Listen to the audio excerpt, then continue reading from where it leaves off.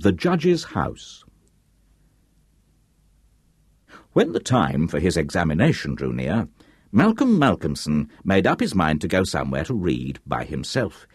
He feared the attractions of the seaside, and also he feared completely rural isolation, for of old he knew its charms, and so he determined to find some unpretentious little town where there would be nothing to distract him.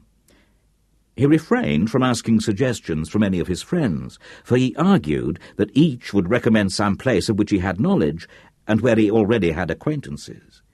As Malcolmson wished to avoid friends, he had no wish to encumber himself with the attention of friends' friends, and so he determined to look out for a place for himself. He packed a portmanteau with some clothes and all the books he required, and then took ticket for the first name on the local timetable, which he did not know. When, at the end of 3 hours' journey, he alighted at Benchurch, he felt satisfied that he had so far obliterated his tracks as to be sure of having a peaceful opportunity of pursuing his studies. He went straight to the one inn which the sleepy little place contained, and put up for the night.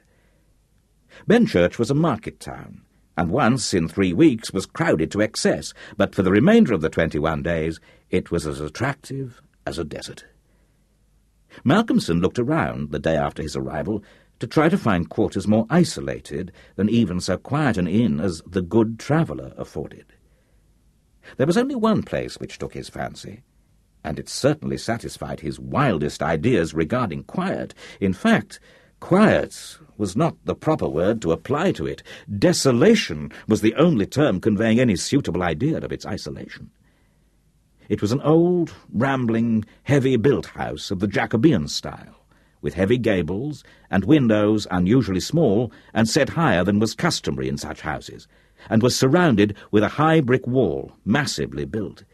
Indeed, on examination, it looked more like a fortified house than an ordinary dwelling.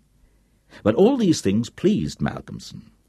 Here, he thought, is the very spot I've been looking for, and if I can get an opportunity of using it, I shall be happy. His joy was increased when he realized beyond doubt that it was not at present inhabited.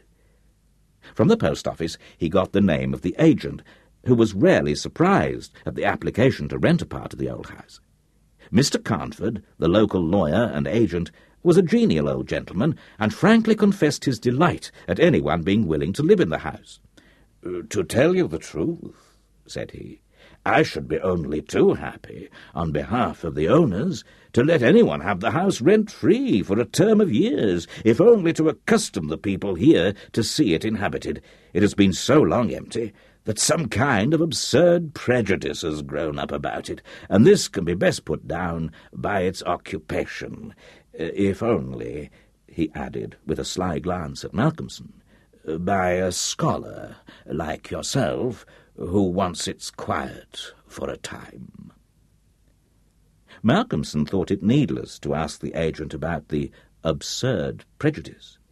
He knew he would get more information if he should require it on that subject from other quarters.